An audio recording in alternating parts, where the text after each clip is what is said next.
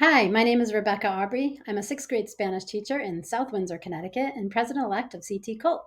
For my tip of the week, I wanted to share with you some tips I got by attending the first ever Early Language Connect, a PD and networking event organized for early language educators by early language educators. We had the great fortune of having Jessica Haxey as our keynote speaker. And among the many great tips she shared in her keynote, one of the things I want to hone in on today for my tip is the importance of being strategic in your planning so that you can be sure to develop high yield activities with lots of language and learning while minimizing the extra work for you. Our end of the day, we had the great fortune of being visited by Helena Curtin via Zoom, who led her discussion that led into the make and take for the participants by talking about developing engaging and purposeful tasks for students. These are tasks that are intrinsically interesting, proficiency focused, cognitively engaging, and culturally connected.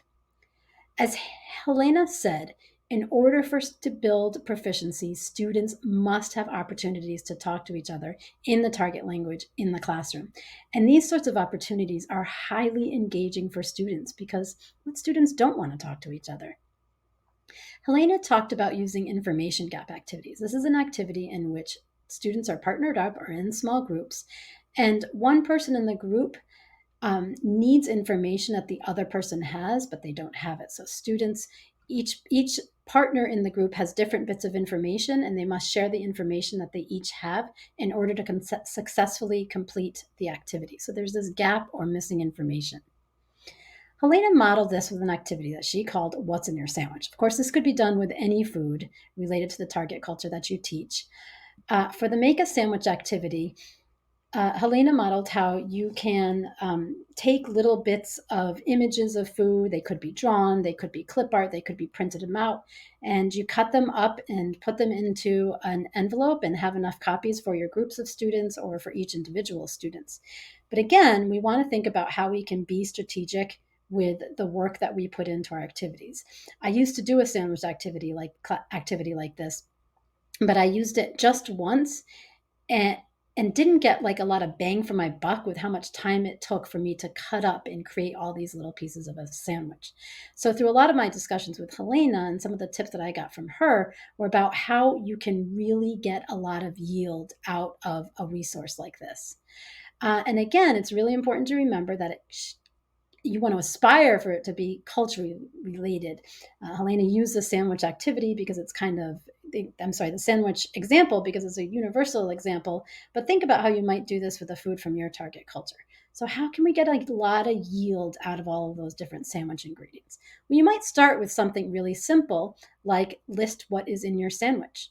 You could have students question each other. Do you have X in your sandwich? And they reply with yes or no questions. That's some nice memorized language that they might begin to be able to use. You could survey students in the class or have them survey each other and chart sandwich ingredients that are in the class, so bring some math in. You can do activities where students talk about their preferences. Do you like X in your sandwich? Then leveling up some of their language use by talking about why or why not. Again, what's your favorite ingredient? Why? Using a Venn diagram to compare and contrast what's similar and different in two sandwiches. And so this, of course, would be done over the course of several different class periods as students are able to use more and more language to talk about what's in their sandwich or whatever food you're using. Students could do activities where they're giving directions, how to make a sandwich in a particular way, or maybe giving directions to make a sandwich that might accommodate allergies. You could have students pretend to be customers and a waiter has to make the sandwich and then provide a bill for it. Making a sandwich that has certain food groups in it. Or maybe you have a sandwich and you have to describe it and your partner needs to draw it, describing how the sandwich tastes, or even giving recommendations for how to have a healthier sandwich. And it doesn't have to be a sandwich activity. There are so many other types of activities you could do. Here's a variety of ideas that Helena shared. But the fundamental point is to think about how you could make a resource like the sandwich or a backpack and use it in an ongoing way through several different activities to continually build up students' ability to talk about a particular content. I hope you enjoyed this and have a great day. Feel free to reach out with any questions.